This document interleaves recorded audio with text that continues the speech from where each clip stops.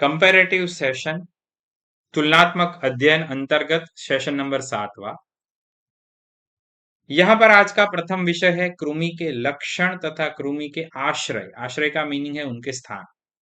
कृमि के प्रकार जो है वो हमने ऑलरेडी आगे के सेशन में देख लिए है, उसको हमने विथ ट्रिक कंप्लीट किया था, जो पूरा कंपैरेटिव था, चरक अनुसार, सुश्रुत अनुसार, वाग्भट अनुसार। उनको आप ट्रिक के माध्यम से याद कैसे रख सकते हैं वो हमने इन डिटेल लिया है। तो यहाँ पर चरक संहिता अनुसार कृमि, ये विषय कहाँ पर बताया है? ये विषय बताया है चरक संहिता विमान स्थान 7वां अध्याय।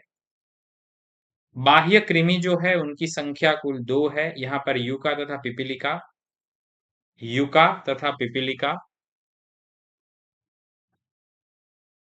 पुरीषज कृमि की संख्या 5, रक्तज की संख्या 6, कफज की संख्या 7। ये क्रम में है, आप इनको क्रम में याद रख सकते हैं। इनकी पूरी नाम की जो ट्रिक है वो हमने ऑलरेडी देख ली है।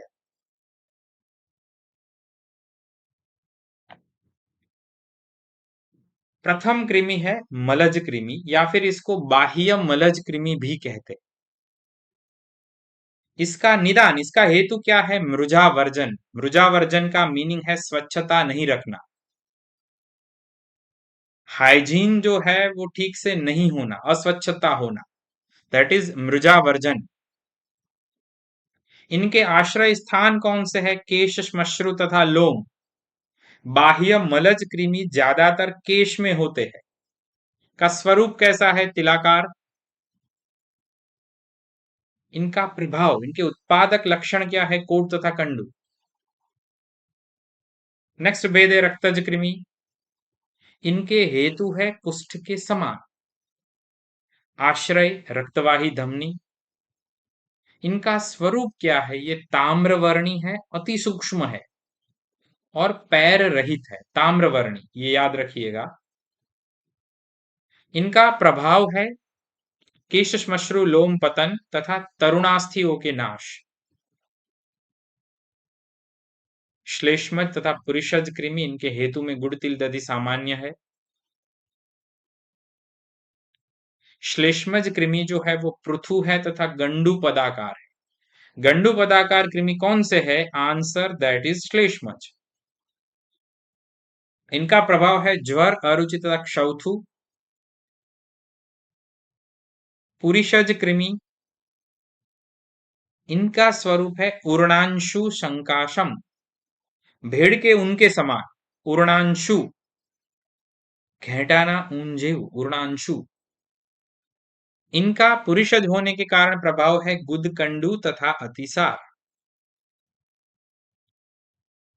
इनकी चिकित्सा हेतु शोधन के कुल 4 उपक्रम बताए हैं।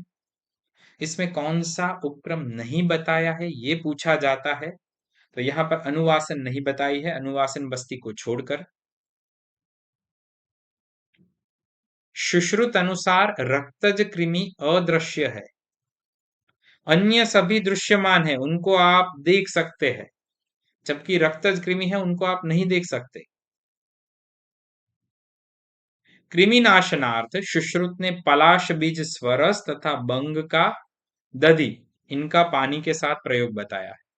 इसको आप बॉक्स तथा स्टार कीजिएगा, ये महत्वपूर्ण है, ये विशेष चिकित्सा योग है।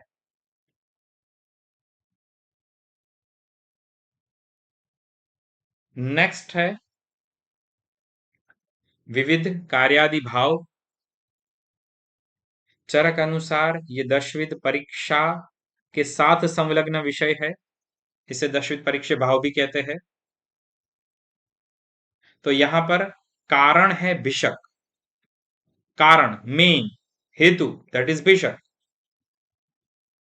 धातु साम्य जो है वो भिषक के द्वारा ही होता है, तो धातु साम्य का मेन कारण, हेतु भिषक है। उसका करण, टूल, जिनके द्वारा वो कार्य करता है वो भेषज है। भेषज मीन्स मेडिसिन। यहां पर कार्य योनि दैट इज धातु वैषम्य। धातु वैषम्य है इसलिए धातु साम्य की ओर जाना है। इनके लिए वैद्य की प्रवृत्ति है। इस कार्य का फल क्या है? सुख प्राप्ति। इसका अनुबंध क्या है? अनुबंध का मीनिंग है उत्तरकालीन फल, दैट इज आयु, अनुबंधस्तु खलु आयु। देश क्या है? देश के यहां पर दो भेद है, भूमि रूप देश, आतुर रूप देश। भूमि रूप देश का मीनिंग क्या है? भूमि रूप देश का मीनिंग है वो रोगी जहां पर उसका जन्म हुआ, जहां पर वो पला बड़ा हुआ, जहां पर वो अभी रह रहा है, दैट इज भूमि रूप देश। आतुर रूप देश अर्थात क्या? आतुर रूप देश अर्थात रोगी खुद। इसी आतुर रूप देश की परीक्षा हेतु 10 विध परीक्षा बताई है। प्रकृति विकृति जितनी भी बताई है, प्रकृति विकृति, यहाँ पर सत्व है, सार है, ये जितने भी वेद बताए हैं वो सभी के सभी आतुर रूप देश के लिए बताए हैं। काल के दो भेद, संवत्सर तथा अवस्थिक। प्रवृत्तिस्तु प्रतिकर्म समारंभम, इसको आपको संस्कृत में याद रखना है। प्रवृत्ति क्या है? कार्य का आरंभ। प्रवृत्तिस्तु प्रतिकर्म समारंभम। उपाय क्या है? कारण, करण तथा कार्य योनि का सौष्ठव तथा अभिविधान, इनका सुयोजित रूप में संयोग तथा उनका प्रयोग। सुश्रुत ने क्या बताया? सुश्रुत ने भिषक को कर्ता माना है, मतलब जिस तरह से चरक ने कारण माना है, ठीक इसी तरह से सुश्रुत ने कर्ता माना है। करण जो है वो सुश्रुत ने रस को माना है, चरक ने यहां पर भेषज को माना है। कारण दोष है, ये कारण दोष जो है वो रोग के लिए कारण है। और कार्य क्या है? आरोग्य प्राप्ति।